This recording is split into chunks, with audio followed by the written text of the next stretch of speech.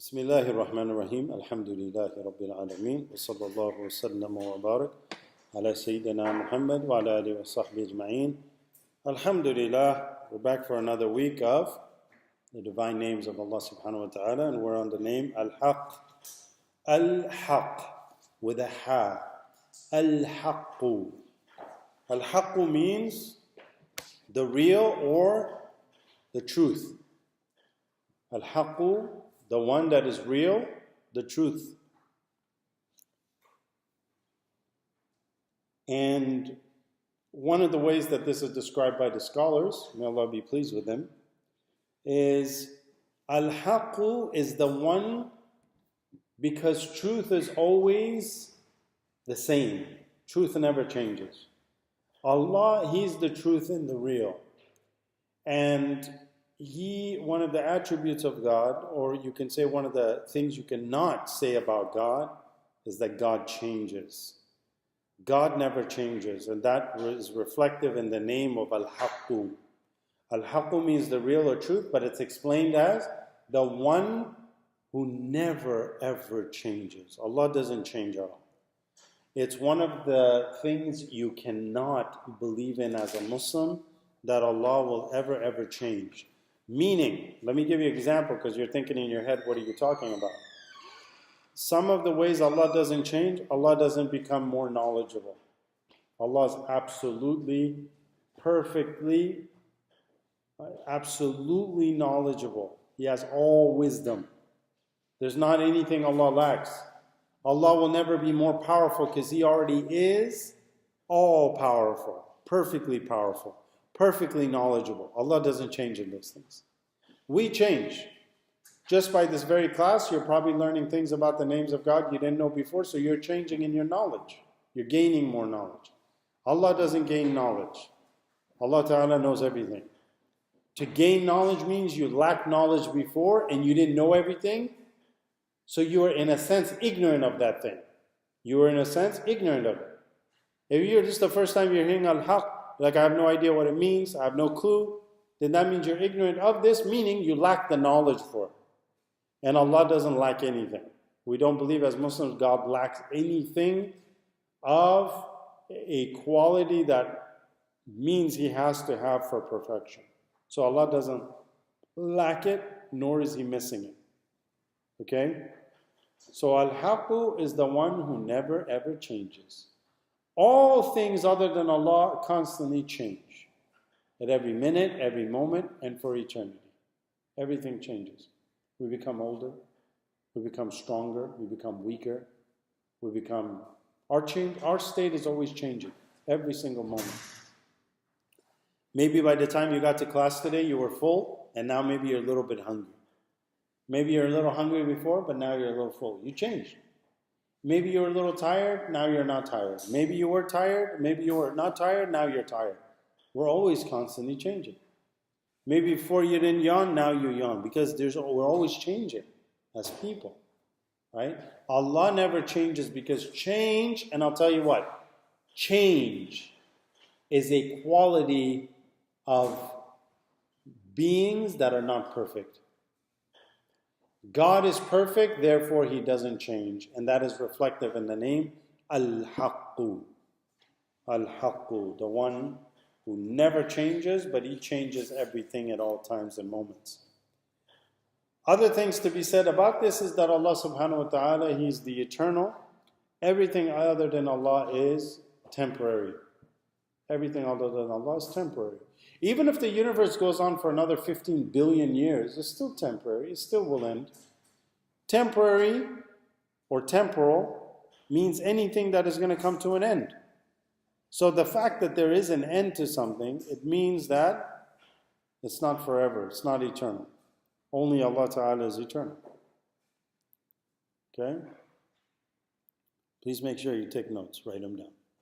As I'm saying these things, I want to see you guys writing. You can't sit there and stare at other things. So Allah does not change.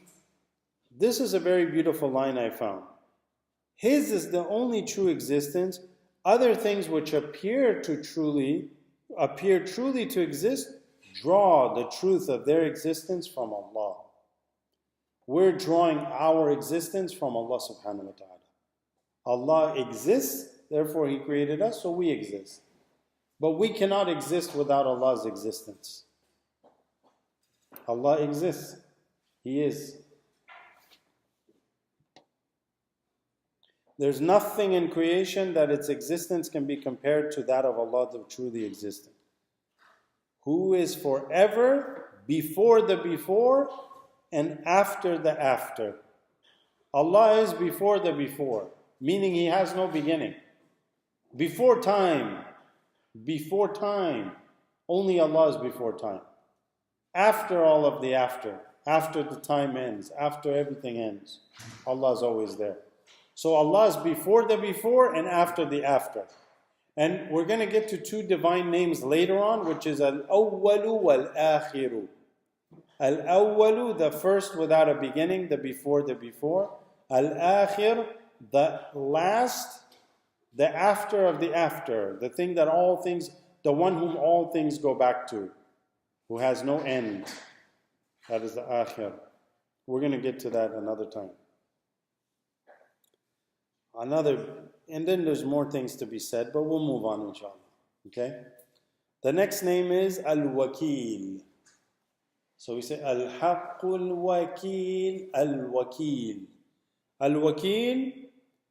So Al-Wakil is the one who ultimately, when someone trusts in someone, like we trust in Allah, it's one thing we trust someone. But it's another thing when you trust them to take care of all of your concerns, all of your needs, all of the things you need to be taken care of for you is done by the wakil. Is done by the one who you put your trust in. So Allah is the faithful trustee or ultimate trustee, the one that you put your faith in, the one that you trust, but then He, Allah, will then take care of your matters in a perfect and best way that is best for your existence and your hereafter. Allah takes care of all decisions for you, but in a way that is full of good for you.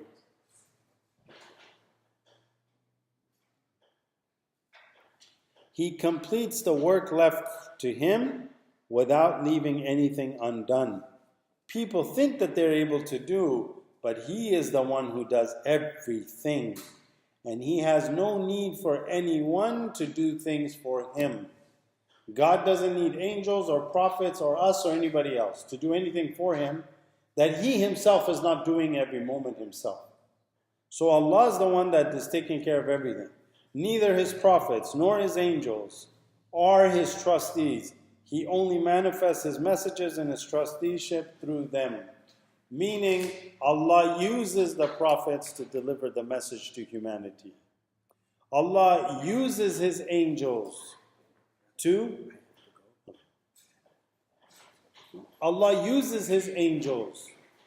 deliver the message to creation. Or He uses the angels in order to bring about rain, provision, all of the other things that the angels do. It is Allah who's doing all of that. It's not the angels. But the angels become what? The means. The way that this message gets there. You got that? Same with the prophets, same with the messengers, same with the angels. Allah's the one that does all of that. So He asks a question in this book, who is the one whom you may trust to do for you better than you can do for yourself? Allah takes care of all matters for you in a way that is best for you. Do you know what I mean by that? In life things will happen. Guys, listen up. In life things will happen. Difficult things will arise. Big tests will come in your life where you'll be tested about which school to go to, what kind of job to take, who you should marry, where you should live, where you should move. There's going to be a lot of big things like that. But if you trust in Allah, He is the wakil that will best decide what is best for you. Okay? And when you trust in Allah, even if an outcome, something happens different than what you wanted, will always be the better thing for you. I want to say that one more time at the end. Even if you plan something, you wanted to do something, you put your trust in Allah, something different happened, understand that the thing that happened different was better for you. Because Allah, out of His mercy, is always going to do in creation what is better. Even if it doesn't look like that to you. Okay? You want to live in one city, you move to another. There's a wisdom why you went to that other city. There's a wisdom. Now, you could fail in looking at that wisdom. You could fail in recognizing the secret in that wisdom. Then you lose out. And that's by your own doing, that you lost out on a lot of good. Let me give you an example. You go to a city, you don't want to move to that city. You wanted to go somewhere else. Your job or your school or your parents went to a different city you didn't want to go to at all. You find yourself in this new city or this new place and you're asking yourself, God, why am I here? I wonder what is the reason why Allah brought me here. You don't say God, like complain to God, because it's not really allowed to question God, but you can say, my Lord, please clarify, what am I doing here? What's the better thing for me to do? So then you're walking along and then you find maybe a teacher, someone who can teach you Islam, someone who can teach you something very beneficial. Then you say, you know what? I think it's meant for me to be there with this person because this is where Allah led me to. Okay? I'm going to give you one example. In my life, recently, me and my family were driving to Santa Monica and we were going through Malibu. It's a very scenic route by the ocean. And as we're driving, I saw a market and I thought in my mind, it'd be nice to take a stop, go and get some snacks for the kids and stuff, maybe some fruits, maybe, coffee, something like that. So when I went past the light, I thought to myself, nah, I'm just going to keep driving. But then something subtle in my head said, no, turn, just go there. Right? So although I didn't take the first left turn, I kept driving. Now I had to kind of make a U-turn, but something said, just go back. Something told me, just go back. So I turned around, I go into the market. We walk in, and we're looking at some stuff, and some lady walks up to my wife and goes, are you Muslim? She goes, yes. She gets so happy. She said, I want to become Muslim. I've been wanting to meet somebody who's Muslim and talk to them. In Malibu, which is like one of the rarest cities to get somebody want to convert to Islam. She almost gets teary-eyed. She hugs my wife, and she's so happy that a Muslim walked in the store. How amazing is that? Now, that is because Allah decided for us to be there at that exact moment. And everything in the world led for us to be there. And if this girl was making prayers, maybe Allah sent us to fulfill those prayers. Maybe Allah sent us to talk to her. My kids were like, whoa, this is really weird. It's amazing. They're very happy. The girl was happy. We're all very happy. MashaAllah, may Allah help that sister and guide her. This is how Allah does things. God, in English, they say a beautiful thing. They say God works in mysterious ways. You hear that. Something weird happens, they go, God works in mysterious ways. We can, in our mind as Muslims, say the Latif, the gentle, subtle, who does things through his lutf, through his gentleness. So here's the question I want to ask you is, what made me want to turn? A thought. Where did that thought come from? Allah. Through the manifestation of probably His name, Al-Latif, the subtle, the guide, the inspirer, perhaps the Jabbar who made me turn, right? Do you see that? So anyway, continuing on. So that is the wakil, the one who takes care of the affairs for his, those who trust in him in the best of ways, in a perfect way, that benefits you. All other people you leave to take care of your affairs are only doing it because they want to benefit from you. Except Allah, who does it out of His pure fadl, bounty. The next name is Al-Qawi. Al-Qawi. Al-Qawi is the strongest one, the perfectly strong. He possesses all strength. All strength. Allah is able to overcome all, and none may touch Him. On the action of His strength, there are no conditions that are difficult or easy. Easy and difficulty doesn't really apply to Allah. It's sheer absolute power. Absolute strength. Whatever God wants to do, there's no effort. It's absolute power, meaning everything He wills and wants to happen will absolutely happen. Allah is so powerful, He can create 1 billion universes with the same ease which He creates a blade of grass. One blade of grass. He can create 1 billion universes with their size. You know how big a universe is? He can create 1 billion universe, no different than He creates a single blade of a grass. Easy for Allah. No effort. Absolute strength and power. Unlimited. No end to it. No one other than Allah knows the extent of His strength. Allahu Akbar. Okay, that is the Qawi. Al-Qawi. It's going nice and easy. The next name, Al-Mateen. Al-Mateen is the firm one.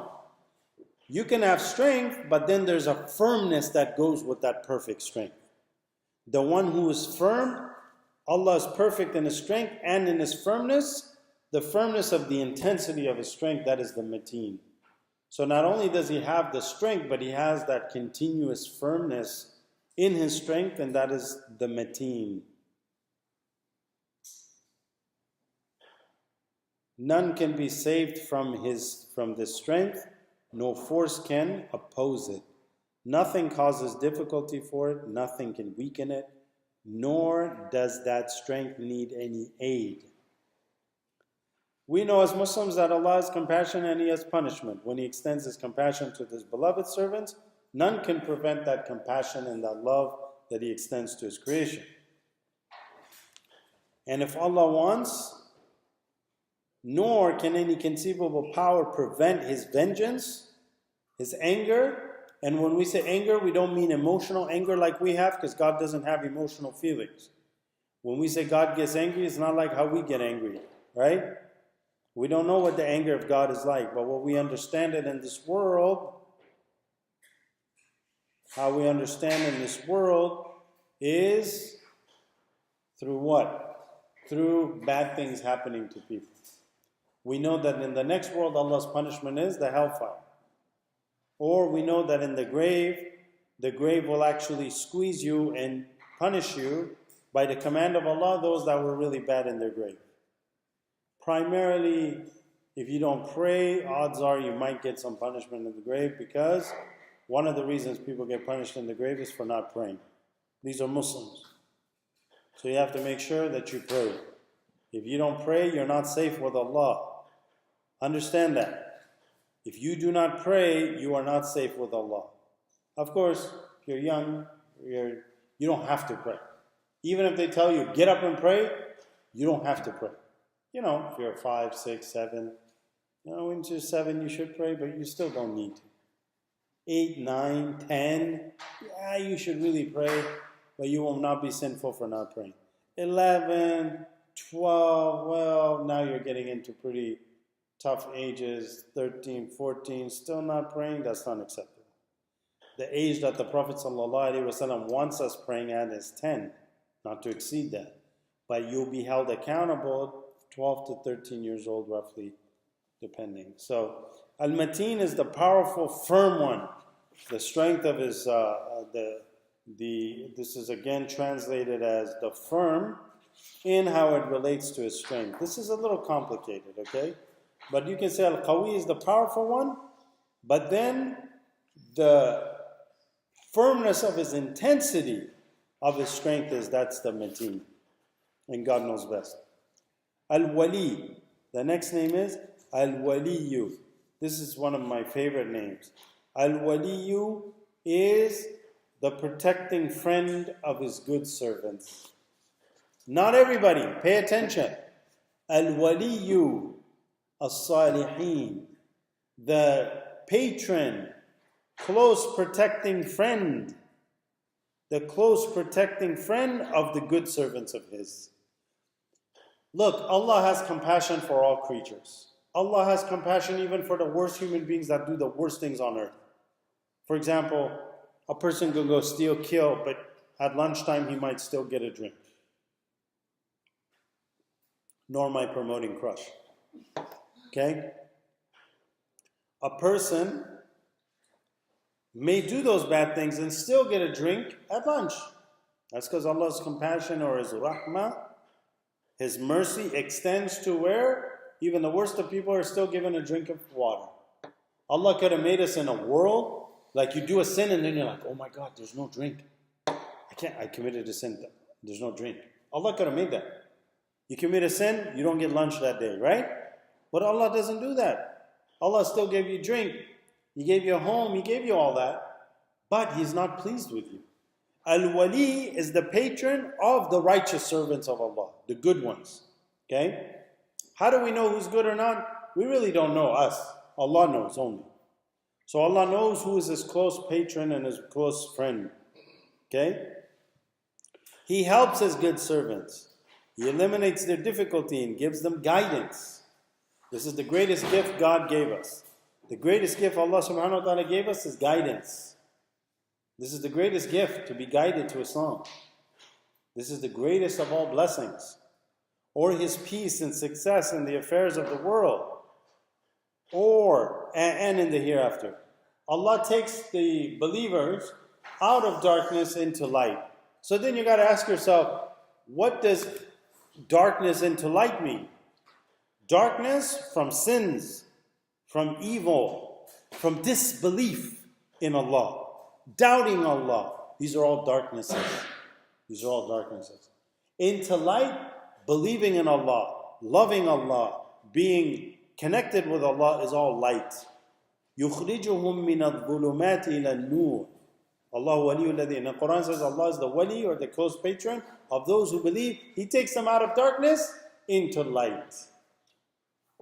And this is how Allah subhanahu wa ta'ala. Now, to end today's talk, so the wali is the close protecting friend of his servants. He protects their eyes from looking at haram. He protects their mouth from slipping and saying bad things. He protects their ears by giving them worthy things to listen to. When Allah is your wali and you become a very close friend, Allah protects all your limbs from that which displeases Him. Allah protects all your limbs, your body, from all that displeases Him. We're going to end with Al-Hamid. Al-Hamid is the most praiseworthy.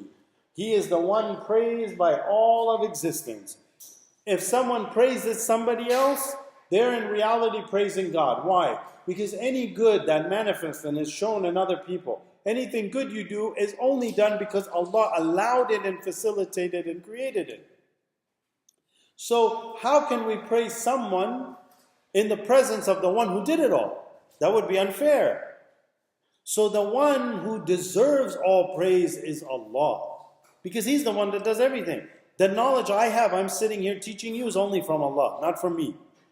So I don't deserve any of that credit. It's Allah that deserves the praise. He is using me to teach you. And you are learning through Allah, not through me. But Allah is using me as the means. Do you understand? So we ask Allah Ta'ala to make us the best of means. How can one praise another in His presence, knowing while all is from God?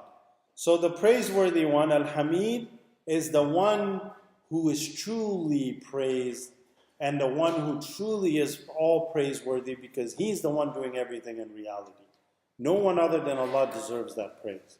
And that is the Hamid. Okay? وصلى الله وسلم وبارك على سيدنا محمد وعلى آله وصحبه أجمعين والحمد لله رب العالمين.